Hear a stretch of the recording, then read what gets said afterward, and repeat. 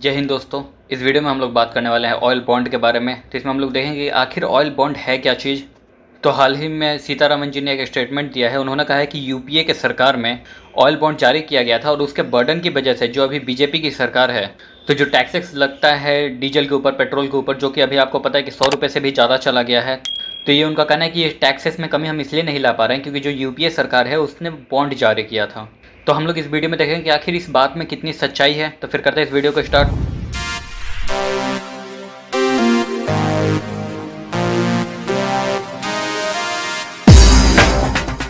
तो आपको बॉन्ड का मतलब तो क्लियर हो ही गया होगा क्योंकि मैंने एक बॉन्ड पे वीडियो बनाया था।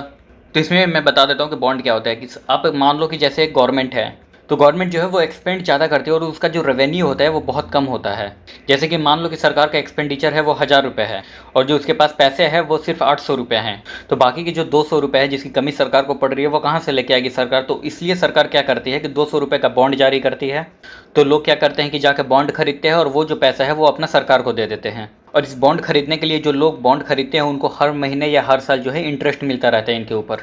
और ये इंटरेस्ट कौन देगा, तो जाहिर सी बात है कि अगर सरकार ले रही है तो सरकार ही इंटरेस्ट देगी।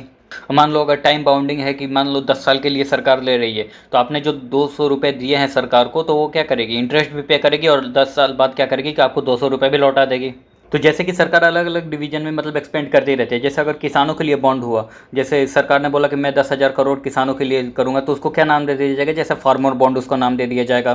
तो और ये वाला जो है वो पेट्रोल डीजल पे है, ऑयल पे है, तो इसलिए इसका नाम ऑयल बॉन्ड पड़ गया है। तो अभी जो हाल में गवर्नमेंट है उनका ये कहना है कि यूपीए के सरकार के समय ऑयल बॉन्ड जारी किया गया था, तो उसके ऊपर हमें इंटरेस्ट पे करना पड़ रहा है। उसके बाद जो प्रिंसिपल जारी किया था उसको पे करना पड़ रहा है। जो हमने खरीदा था उसको वापस, जिस दिन से खरीदा था उनको वापस भी पैसा लौटाने हैं। तो इसलिए सरकार ये बोलना चाह रही है कि हम लोग इसलिए ज़्यादा टैक्सेस लगा रहे हैं और जो पेट्रोल और डीजल की जो प्राइस है वो नीचे नहीं आ पा रही है। तो चलो इसको मैं डिटेल में समझा दे रहा हूँ आपको। एक टाइम ऐसा होता था जब पूरा जो कंट्रोल होता था वो सरकार का होता था डीजल पे, पेट्रोल पे, कि इन सब की प्राइस क्या होगी, जो किरोसिन हो गया उसका प्राइस क्या होगा। ये पूरा कंट्रोल जो होता था एक टाइम पे गवर्नमेंट का होता था। अब जाहिर सी बात है कि जो कंपनी पेट्रोल डीजल बेच रही है, तो अगर उनको लॉस होगा तो वो पैसा कौन पे करेगा, तो वो तो जाहिर सी बात है कि वो गवर्नमेंट पे करेगी और तो कोई पे करेगा नहीं। जैसे कि मान लो जो कंपनियां बेच रही है 80 रुपये लीटर है और अगर सरकार उनको ये बोले कि नहीं आप 70 रुपये में बेचो, तो उस कंपनी को 10 रुपये का घाटा जो पड़ेगा तो वो कौन पे करेगा, तो वो सरकार ही पे करेगी। तो ये जो 10 रुपये है वो सरकार लाएगी कहाँ से। पहले तो डायरेक्टली सरकार पे कर देती थी इस पैसे को, बट जब यूपीए गवर्नमेंट आई तो वही जो इस पैसे को जो प्राइवेट कंपनियों को पे करना है, तो इसलिए यूपीए गवर्नमेंट ने क्या किया कि ऑयल बॉन्ड निकाला और लोगों से पैसे लेके उस पैसे को गवर्नमेंट को प्राइवेट जो कंपनियां हैं उसको पे कर दिया। और जो पैसे गवर्नमेंट ने लिए थे पब्लिक से, तो वो तो भाई पब्लिक को लौटाने पड़ेंगे। तो इसलिए वो जो बर्डन है वो अभी जो प्रेजेंट में गवर्नमेंट है बीजेपी सरकार, उसके ऊपर आ गई है। तो आई थिंक आपको ये क्लियर हो गया होगा बात कि ऑयल बॉन्ड क्या है और प्राइस क्यों इतनी ज़्यादा चली गई है। तो यूपीए की जो सरकार है वो टोटल 1.3 लाख करोड़ का ऑयल बॉन्ड जारी किया था और जो वो पैसा था वो कंपनियों को, जो ऑयल कंपनियां हैं उनको दे दिया था इन लोगों ने। तो अभी की जो गवर्नमेंट है वो ये बोल रही है कि ये जो 1.3 लाख करोड़ है ये हमें पे करना पड़ेगा। जो जिन लोगों से जो प्रिंसिपल है, ये पूरा पैसा हमें पे करना पड़ेगा उन लोगों को। प्लस इसके बाद जितने भी हर साल में जो इंटरेस्ट पेमेंट करना होता है वो भी पे करना पड़ रहा है सरकार को। तो ये रीज़न दिया जा रहा है सरकार के द्वारा कि इसी वजह से जो पेट्रोल और डीजल की प्राइस है वो हाई हो रही है। तो अभी जो सरकार है वो ये बोले कि हमें हर साल 1 लाख करोड़ का जो प्रिंसिपल है वो पे करना पड़ता है और 9,000 करोड़ का जो इंटरेस्ट है वो पे करना पड़ता है। तो इन्हीं चीज़ों को देखते हुए जो सरकार है वो ये बोलना चाह रही है कि हम जो टैक्स है वो पेट्रोल और डीजल के ऊपर ज़्यादा लगा रहे हैं। तो अब हम लोग समझ लेते हैं कि डीरेगुलेट क्या होता है। डीरेगुलेट का मतलब ये होता है कि जैसे सरकार जो है वो ऑयल कंपनियों को बोलती है कि इस प्राइस में बेचो, जो कम पड़ेगा तो वो हम देंगे। तो अब जो है वो सरकार ये नहीं बोलेगी कि तुम इतने में बेचो या उतने में बेचो। अब जो होगा वो डिमांड एंड सप्लाई के थ्रू होगा कि जितना डिमांड होगा वैसे सप्लाई करो। तो 2002 में सरकार ने क्या किया था कि एविएशन टर्मिनल जो फ्यूल है उसको डीरेगुलेट कर दिया था। उसके बाद 2010 में पेट्रोल को डीरेगुलेट कर दिया था और 2014 में फिर डीजल को डीरेगुलेट कर दिया था। सरकार बोल रही है कि अब हम नहीं डिसाइड करेंगे कि कितना प्राइस होगा, जो इंटरनेशनल प्राइस होगा उसके हिसाब से जो मार्केट है वो फ्लैक्चुएट करेगा। अगर इंटरनेशनल, अगर जहाँ से तेल खरीद रहे हैं वहाँ पे प्राइस अगर ऊपर जाएगा तो ऑटोमेटिकली जो भारत में है जो तेल खरीदने वाले लोग हैं उनका जो प्राइस है वो उनको बढ़ाना पड़ेगा अपना। तो भाई अगर ये बात यहाँ पे ये आ रही है कि अगर प्राइस ऊपर जा रहा है तो चलो हम लोग ज़्यादा पे करेंगे, बट जब प्राइस नीचे आ रहा है तो भी सेम पेमेंट करना पड़ रहा है। ऐसा क्यों? पिछले साल जो था वो $20 क्रूड ऑयल का प्राइस आ गया था, उतना कम हो गया था, फिर भी जो है लोग सेम पैसा पे कर रहे थे उस टाइम पे। क्योंकि उस टाइम पे जितना भी लोग पेमेंट कर रहे थे पेट्रोल डीजल के लिए, जैसे 60 70 80 जो भी रुपए उस टाइम पे कर रहे थे, उतना वो घटा नहीं, वो उसी वहीं का वहीं अटका रह गया।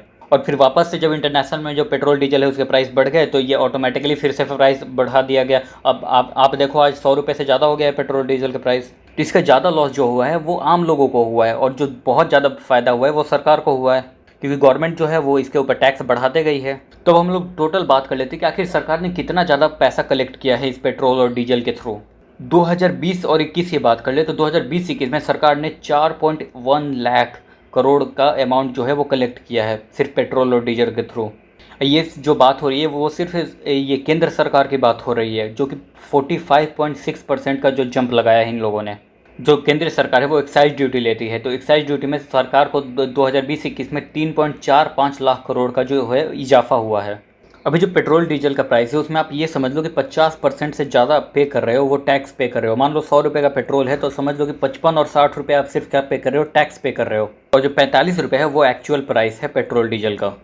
अब हम लोग ये बात कर ले कि सरकार ने जो है वो ऑयल बॉन्ड पे कितना पेमेंट किया है, क्योंकि ये आप समझ जाओगे तो आपको सारा चक्कर समझ में आ जाएगा सरकार का।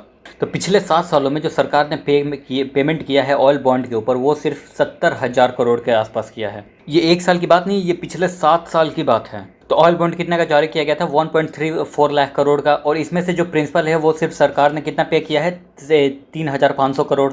और अभी भी 1.3 लाख करोड़ प्रिंसिपल अमाउंट जो है वो पे करना है, और ये जो पेमेंट करना है वो 2025-26 तक पे करना है। प्रिंसिपल अमाउंट का मतलब क्या होता है, प्रिंसिपल अमाउंट का मतलब हो गया कि जैसे मैंने आपसे 100 रुपये ले लिए और 100 रुपये का मतलब इंटरेस्ट चल रहा है, तो 100 रुपये आपका क्या हो गया कि जो बना हुआ है मेरे पास, जब मेरे पास 100 रुपये हो जाएंगे तो मैं आपको 100 रुपये पे कर दूंगा वो वाला।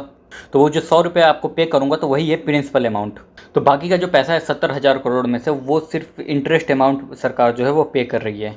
तो आपको आई थिंक क्लियर हो गया होगा कि ये जो सरकार का चक्कर चल रहा है वो क्या चल रहा है, क्योंकि 1.34 लाख करोड़ लिया है और सरकार ने कितना पेट्रोल डीजल से जो कमाया वो 3.4 लाख करोड़ के लमसम कमाया हुआ है सरकार ने, और इसका 10% भी पे नहीं किया है।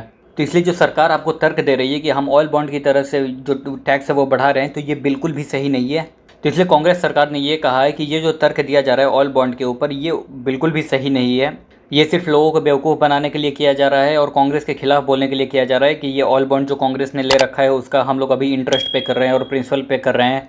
ऐसा नहीं है कि बीजेपी जो बॉन्ड की कांग्रेस जो सरकार है उसने बॉन्ड निकाला हुआ था तो बीजेपी बॉन्ड नहीं निकाल रही है, ऐसा तो कुछ है नहीं। बीजेपी भी बॉन्ड निकाल रही है, क्योंकि जो बीजेपी गवर्नमेंट है वो जो स्टेट बैंक हो गया, जो पब्लिक सेक्टर बैंक हो उनके लिए बॉन्ड निकाल रही है, जिसको बोला जा रहा है रिकैपिटलाइजेशन बॉन्ड्स।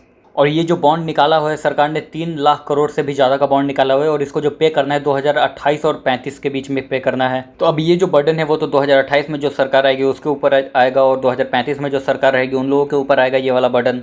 तो ऐसे बात नहीं है कि सिर्फ कांग्रेस ने निकाला है, हर जो सरकार आती है वो बॉन्ड रिलीज़ करती रहती है। तो आई थिंक आपको ये चीज़ें क्लियर हो गई होगी और ये वीडियो नॉलेजेबल भी लगा होगा, इंटरेस्टिंग भी लगा होगा। फिर मिलते हैं नेक्स्ट वीडियो में। जय हिंद।